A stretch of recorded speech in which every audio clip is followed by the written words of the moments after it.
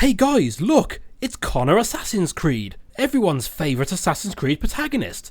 Let's watch him Forrest Gump his way through the American Revolution. Look, there he is, watching documents being signed. I've taken it upon myself to prove that I am always right by playing through the entire Assassin's Creed series again and seeing how I feel about them however many years it's been since I last played them. Other than Black Flag, I've never gone back to one of these games after the release of the next entry, so I'm sure there's plenty I've forgotten about over the years. I'm streaming my playthroughs of the games over on Twitch, so please do come on over and let me know how right I am and how knowledgeable my insights are in real time. We now reach Assassin's Creed 3, which is the 5th entry in the Assassin's Creed series, or technically the 6th if you count that PSP game everyone's forgotten about. This is commonly seen as the first major low point of the series. The series had been improving with each release up until Brotherhood, with Revelations generally being received with a, yeah, okay, but what else have you got? With Assassin's Creed 3 being the response to that, it was starting to look like the series was running out of steam. Speaking of which, the original version of Assassin's Creed 3 is not currently available for purchase on Steam, so I had to treat myself to the remaster in a sale. Happily, this also includes some extras like DLC, some bonus costumes, and an HD remaster of Liberation, which I've never played before, so I'm going to be covering that all by itself in the next video.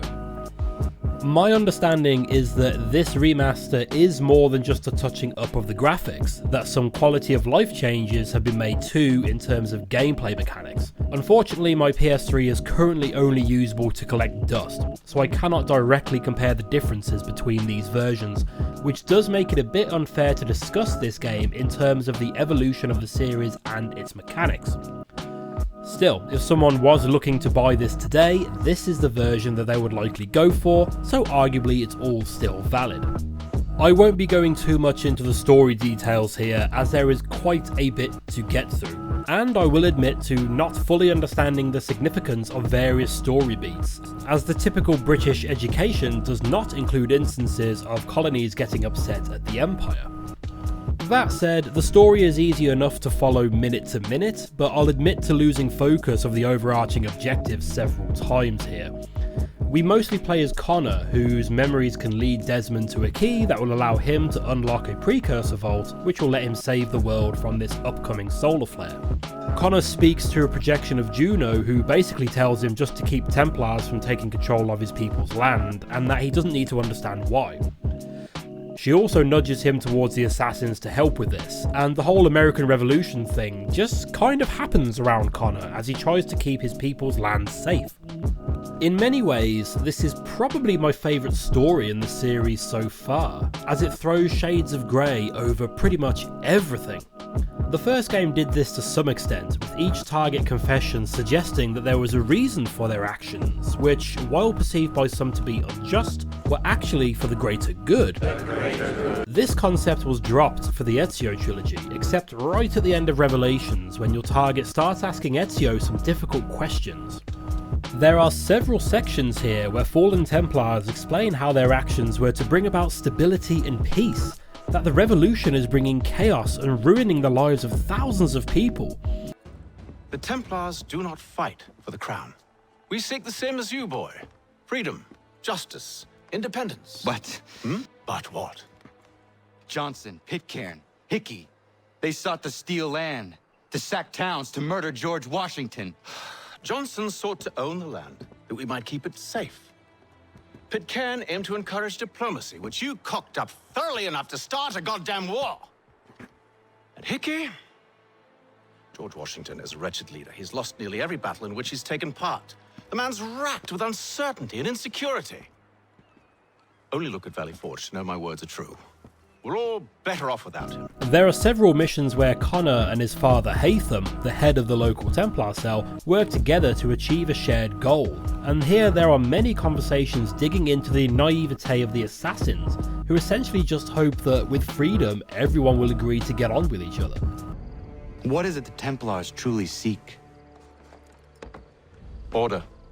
Purpose. Direction. No more than that. It's your lot that means to confound with this nonsense talk of freedom. Time was. The assassins professed a far more sensible goal. That of peace. Freedom is peace. Oh no. It's an invitation to chaos. Only look at this little revolution your friends have started. I have stood before the Continental Congress and listened to them stamp and shout. All in the name of liberty. But it is just noise. And this is why you favor Lee? He understands the needs of this would-be nation far better than the jobberknolls who profess to represent it. It seems your tongue has tasted sour grapes. The people have made their choice, and it was Washington. The people chose nothing. It was done by a group of privileged cowards seeking only to enrich themselves. They convened in private and made a decision that would benefit them. Oh, they might have dressed it up with pretty words. That does not make it true. The only difference, Connor, the only difference between myself and those you aid is that I do not feign affection. I personally found Connor to be a difficult protagonist to get behind, but I've also come to recognise that this is likely by design. He's been raised in a long-standing culture that has now very suddenly found itself having to deal with different cultures that act very differently to what he's used to. Recently, I was listening to some podcast or another where they talked about when the colonists bought Manhattan Island from the Native Americans for like 20 quid or something, and how this is an example of the settlers taking advantage of the naive natives. On the flip side of that story, though, is that the natives apparently didn't understand the concept of owning land. To them, the idea of people owning land just didn't compute, and would be like me trying to sell you a cloud. You can't own a cloud, but if someone offered me 20 quid for one above my house, I'd happily take that money off them. When one person from one of these cultures is suddenly thrown into the other at a time of turmoil, they're going to come across as being a bit dim. I initially thought of Connor as overly naive and sometimes even a bit stupid, as he regularly offers some overly simple solutions to problems. Like when Sam Adams talks negatively about slave ownership, Connor simply suggests that telling people it's wrong will sort it out. Or when looking for the big baddie of the game, he just struts up to thugs in a bar and demands answers. He doesn't understand the nuance of solving these sorts of problems, because intricate political subterfuge wouldn't be something he's been raised to deal with.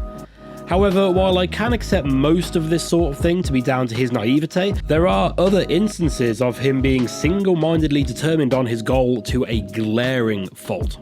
Arguably the main villain of Connor's story is Charles Lee, who threatened Connor as a child and burned down his village, killing his mother. A good enough justification for vengeance, sure.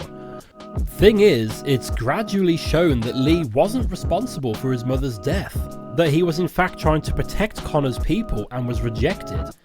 Charles Lee is responsible for her death by your order. And you're sorry. It's impossible. I gave no such order. I spoke the opposite, in fact. I told them to give up the search for the precursor site. We were to focus on more practical pursuits. It is done, and I'm all out of forgiveness. It was in fact George Washington who was responsible for this, to which Connor gets a little frustrated but is still determined to kill Lee no matter what. We've been receiving reports of Allied natives working with the British. I've asked my men to put a stop to it. By burning their villages and salting the land, by calling for their extermination, according to this letter. Not the first time either. Tell them what you did 14 years ago. That was another time. The 7 Years' War. And so now you see what happens to this great man when under duress. He makes excuses, displaces blame, does a great many things, in fact, except take responsibility! Enough! Who did what and why must wait. My people come first. My mother's blood may stain another's hands, but Charles Lee is no less a monster, and all he does by your command. A warning to you both. Choose to follow me or oppose me, and I will kill you. The whole situation with Connor and his Templar father is built up throughout the game, but the ultimate showdown comes quite suddenly and unexpectedly, and feels pretty lackluster in execution. Many other people also want Lee dead, and we keep being told how much of a bastard he is. But from what every Templar we kill says, it sounds like we made things worse for everyone by getting in their way. The story is telling us that this is a complicated situation with many moving parts, but Connor seems determined to keep it as a good and evil situation and carries on regardless. The cutscene where Connor kills Lee is, to my mind, pretty brilliant. It just has the wrong characters in it. It strikes me as if, despite everything, they both respect each other and decide that this conflict has gone on long enough, which is counter to them fucking hating each other for the entirety of the game. I think this would have been a better scene for Haytham's death, as Connor had considered trying to unite the Assassins and Templars based off his interactions with his father, and there is established mutual respect there. Still, it is a good death scene, I just feel it could have been used better. However, I did like the bit right at the end as the British are leaving, where Connor feels that this is a job well done and the colony can now start its own nation, based on freedom. He then turns to see black people on a pedestal being sold as slaves, and then returns to his people's camp to find it empty, save for some Yorkshireman who tells him that the new government has granted this land to someone else and kicked his people off. Juno has assured him that he has played his part well and fulfilled his destiny, but that he will never understand it or the significance of his actions. I now see Connor's as a tragic story, that despite inadvertently helping to establish a new country based on the concept of freedom and liberty, he has spent his whole life following the will of a glowing lady who lives in a glass ball. This game also marks the end of Desmond's saga, and unfortunately that also felt a bit underwhelming to me. We do get some modern day missions though, which isn't quite the full Desmond-centric game that everyone was expecting to get eventually, but what is here is pretty enjoyable. There's no HUD in these sections because you're not in the Animus, so it was sometimes unclear as to whether I was hidden in a group or not, but it was nice to see Desmond finally fully utilising the skills he's been absorbing over the past few games. His sections also teach us the various ways that Juno, Minerva and the bearded chap from Revelations, who I think Minerva refers to as Tinia, try to save the world, with ideas ranging from transferring their minds into machines and using the Apple of Eden in space to basically wish away the problem. At the end of the game, it's revealed that the temple is actually a prison where Minerva and Tinia sealed Juno away, as she wanted to conquer the world rather than save it. The wording seems confusing, but I think that Juno's interference in Brotherhood was found out by the other two, who then locked her up and left messages that we found in Assassin's Creed 2 and Revelations to get us back on track. They then journeyed to the temple we are in to look forward in time to see if their actions had worked, and instead found Juno talking to us. Minerva tells us that the endless conflict between the Templars and Assassins has wasted time that could have been used to finish their work and save the Earth, and that now the Earth could only be wiped clean and left to start again. Juno shows Desmond a vision of what life would be like if this happened, with Desmond surviving and becoming a sort of Jesus figure whose words would be twisted long after his death and used to justify terrible acts. She instead offers to save the world from destruction in return for being freed and sacrificing Desmond in the process. Desmond agrees, the Earth is saved, and Juno is free to do whatever it is she wants to do. I remember her turning up in a computer in Black Flag, but other than that, I'm interested to see if this goes any further. Again, a bit of a lackluster ending, and it gave me the feeling that they were making this all up as they went along. It feels like they had run out of ideas to keep Desmond in the story and just wanted him out of the way. It's also mentioned here that Lucy was a Templar spy, which is apparently revealed in a piece of DLC for Revelations. This makes me think that they decided that killing Lucy would make a good cliffhanger, but they didn't really know what to do with it, so they threw out a bit of DLC to cover themselves and wiped their hands of the situation. Hi, sorry, future me interrupting here. Skip to the timecode on screen if you don't care about the DLC from Revelations, but since recording this video, the DLC for Revelations came on sale for about £2, so I decided to give it a go. It's about an hour of those bloody first-person platforming sections that gradually reveal more about Subject 16 and by extension Lucy, revealing how she was always a triple agent for the Templars and she took Desmond to the Assassins to make him feel safe and relaxed and therefore more susceptible to the Animus process. It's also revealed that she killed Subject 16 because he found out that she was actually working for the Templars. And you also see the reveal that the Templars want the Apple of Eden to strap it to a satellite to control the world. I still don't think this adds much to the character of Subject 16, and it all feels like a cop-out just to explain Lucy's death. But it is important lore, and it's a shame that it was stuffed into some really boring DLC. And they didn't even get Kristen Bell in to do the voice, further backing up my opinion that this was just thought up last minute to explain away a cliffhanger. Anyway, on with the video. One of the biggest things to be discussed with this game is how long it takes to really get started. After going back and looking through my footage, it took me just over 7 hours until I hit the final tutorial mission, which teaches you about assassin recruits, which that in itself is so drastically reduced from previous games that I don't think I ever used that feature. The first 3 hours have you play as Big Papa Hatham, Connor's father and head Templar. These missions teach you fundamental things like climbing, stealth, combat, and about the wide availability of guns. Hey, it's America, there's guns everywhere. The fact that he is a Templar is revealed in a twist, and we then switch to Connor for another 5 hours of tutorials covering other systems and mechanics like hunting, climbing trees, shopping, crafting, and sailing a ship. I feel safe in saying that this is the slowest game in the series in opening up and letting you play around at will, and it really does dampen any enthusiasm to go back for another playthrough. There are plenty of new mechanics to talk about here though. The one I remember being most excited about before release was being able to climb trees. That seems incredibly quaint now, and maybe I was easily impressed back then, but after 4 games of climbing around cities and trees only being something to get my horse stuck on, having new things to climb was something to look forward to. Plus, it meant I can play Predator and hang corpses from branches. You can hunt animals either with a bow and arrow or a snare and use their resources for crafting. And we're not talking about crafting more bloody smoke bombs like in Revelations, we're talking about crafting supplies to send out in caravans to make money. A system I tried to engage with, but ultimately gave up on after not seeing notable returns from my investment. I really tried to get into this activity, but the interface is just awful. It took me a while to figure out how I was supposed to make it all go together, and it's just boring to engage with. Plus, you're talking about making a profit of £100 or £200, which just isn't worth the time spent trying to figure all of this out.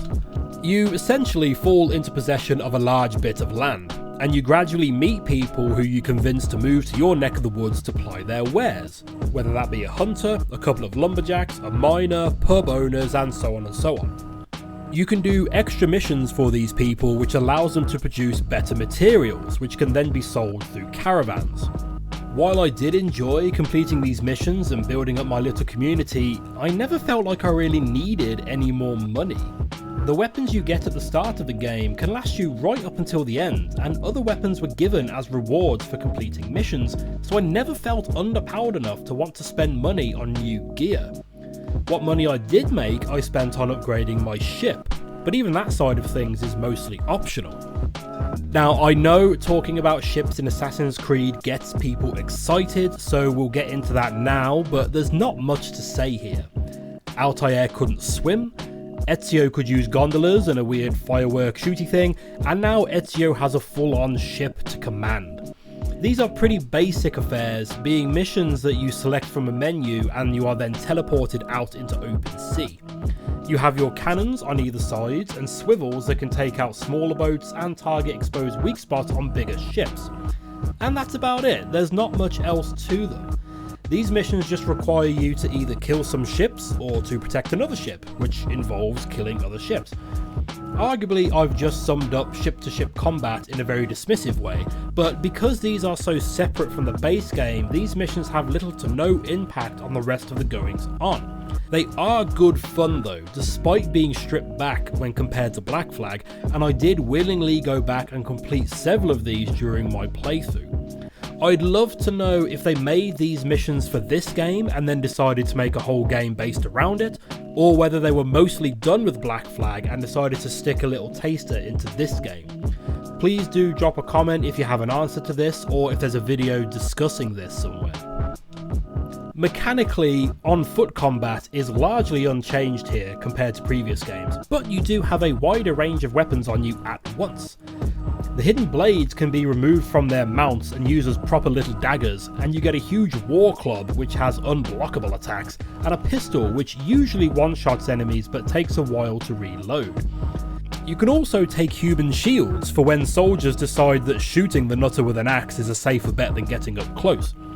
The new animations are what really stand out here, and they are glorious to behold. Double assassinations can be done while running, Connor can counter 2 enemies at once, different actions blend beautifully together, creating visually exciting and engaging combat scenarios. That said, some encounters can exponentially grow in size if you're not careful or if you get unlucky. Enemy groups patrol the streets, and they might come across your scuffle and get stuck in, which could keep you there long enough for another group to turn up. There's a good mix of enemy types preventing you from just countering everyone, but nothing can deflate that feeling of imminent victory more than a group of heavies and captains charging in to block your attacks and counters. They've also removed medicine from this game, reverting back to the Assassin's Creed 1 style of regenerating health, but it will only regenerate outside of combat, so prolonged exposure to a fight really can start to get dangerous. There are plenty of options to buy new and better weapons, but again, I never felt the need to do so. I did acquire some new kit as mission rewards, but other than ammo, I never needed to buy anything. Maybe better weapons kill people more quickly, because some of these guys seem to be able to take several tomahawks to the face before they fall down dead, but then a quick counter attack will instantly kill them.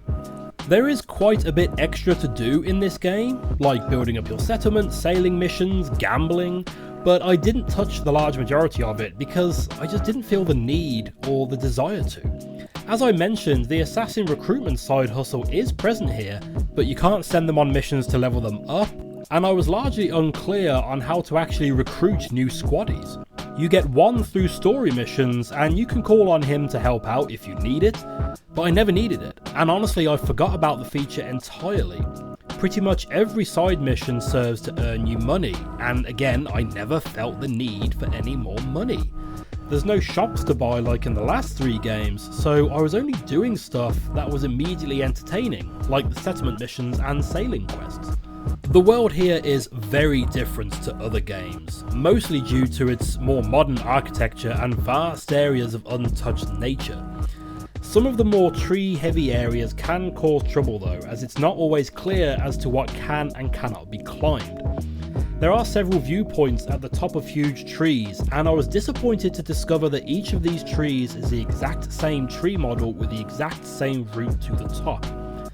The first one literally took me about 5 excruciating minutes for me to figure out how to get to the top, as it wasn't clear which branch to go to next, and jumping in the wrong direction led me back down to the ground for an instant death. The countryside also isn't much fun to navigate either, with the fastest route being via roads on your horse. This brings up a similar problem as the first game, where enemies will try to kill you for riding your horse too close to them. There is a fast travel system here, but it is only to certain fast travel points, and you often still have to walk like a scrub for quite a distance to start your mission. There are also fast travel tunnels in cities, which you can unlock more of by physically walking the route through the tunnels under the cities. I literally did this twice, which were both part of story missions, and never did this again. It's quicker to fast travel to the nearest point and walk there. I'm 99% sure the Black Flag lets you travel to any viewpoint you've already used, and I can't believe it took them 5, or technically 6 games, to figure out that this is the way to do it. They've changed a few other buttons as well, which did mess with my muscle memory for most of my playthrough, but it does mean that during combat you can seamlessly swap from melee to ranged and back again without opening your weapon wheel, keeping that free flow feeling, well, flowing. I also mentioned in my Assassin's Creed 2 video that it would be nice if we could hide in hedges or something. A crouch button would have been nice, or the ability to hide in hedges, and now we can. The remaster also includes the whistle function to lead guards to particularly melodic shrubberies, but apparently this wasn't in the original release. The mission types here are largely the same from previous games, with a mix of tailing, stealth sections and all-out combat. There are some unique ones here too, like commanding several firing squads to shoot advancing troops, which was a bit weird, and other sequences where you sprint through a town as it gets shelled to hell and back, or escaping through burning construction sites to keep the edge of your seat thoroughly worn. However, when Assassin's Creed giveth, Assassin's Creed taketh away, and this entry sees the introduction of my least favourite mission type, eavesdropping. Eavesdropping was in the very first game, and involved you plonking your ass on a bench and listening to a conversation. Here though, your targets move, and you need to stay within the circle to hear them, but also make sure you're not seen. It's a 2D circle, so it's never clear how far above them you can be while still being in range, and it's such a small circle that it's almost comical how close you have to be to them without them getting the least bit suspicious, especially as Connor doesn't exactly blend in with the typical 18th century colonist. For some reason, these missions carry over to Black Flag, and it's one of the few negatives I always consider when I've thought about going back to that game. But I really hope that Black Flag is where they go to die and we never have to talk about them again after that. Oh, and there are also animals which you can pet and feed, so you can stroke dogs, sheep, cows, feed pigs and chickens, and let cats rub against your leg. Best game of the series so far. Which I think just about covers everything there is to talk about with Assassin's Creed 3 Remastered. I'll be honest that I didn't notice that much of a graphical improvement over Revelations, so I'm not sure how good of a remaster it is in those regards, but it is the only version of this game available these days, so I guess it's a moot point. I do think that this game gets an undeservedly bad reputation, as it was a lesser quality entry in a series that had almost exclusively been getting better. The remaster also includes the Tyranny of King Washington DLC, which I'd never played before. This is about 6 hours of new gameplay set in some sort of vision or dream sequence or something, where the base game never happens and Washington is using the apple to violently wipe out any resistance to his new kingdom. With it basically being a dream, I didn't care much when returning characters died, but you do unlock magic powers that allow you to take on the form of a wolf for stealth, a bird for traversal, and a bear for smashing shit. Once you unlock all the powers, you can feel very overpowered in a most satisfying way, and the reveal of a huge pyramid being built in the middle of New York led to some memorable set pieces. I wish I'd have played it back in the day, and it is definitely worth finishing off your playthrough with. So, with all of that said, it's time to figure out where I would rank this in the series so far. In my first video, I mused as to whether this game would be so commonly ranked low if it was the first entry, or at least if it came out before Assassin's Creed 2. Taken on its own merits, is this a better game than the others in the series? With this video already running pretty long, it's safe to say that this is not an easy question to answer.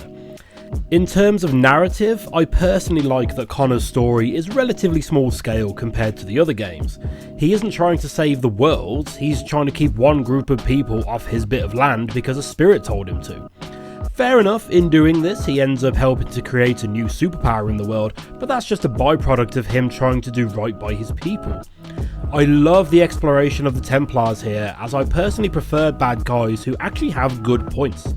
Other than the Deadites, no one believes they are evil. They always believe they are doing the right thing for the greater good. Shut it! And it feels like this game is likely directly responsible for the decision to make a game from the Templars' perspective, which we'll get to soon enough. However, the game does take far too long to properly get going, and I often found myself bored while trying to get around, as there isn't much parkouring to be done when you're sprinting through a cow field. Removing nostalgia as much as humanly possible, I would place this game above Revelations on my list. This is a very tough choice, and I almost wanted to put it below Revelations but still above the first game, but the things I loved about Revelations require me to actively avoid lots of stuff that I really didn't like. There are things I don't like here, but they are pretty easy to ignore, and the bits I do like were so good that they each got their own games based almost entirely around them. And that, again, just about wraps up my thoughts on Assassin's Creed 3. As I mentioned, this remaster also includes a remaster of Liberation, which was originally released for PS Vita and is the first entry we're getting to that I have never played, so that will be the subject of the next video. Once again, I'm streaming my playthrough of the entire Assassin's Creed series over on Twitch, so please do drop on by and tell me how this is actually the best game and I just didn't enjoy it so much because I'm British. Or you can just tell me that in the comments and I'll read it while zoning out from another boring cutscene, whichever you prefer. How could this have happened? We're on our own now. No more merry English parts and labour, which means we gotta go at it ourselves. Gotta pay for it too. Selling land is quick and easy, not quite so nasty as taxes. And since some say they're what started the old war, ain't no rush to bring 'em back. Clever men, these new leaders of ours. They know not to push it just yet. Too soon for taxes. Too British.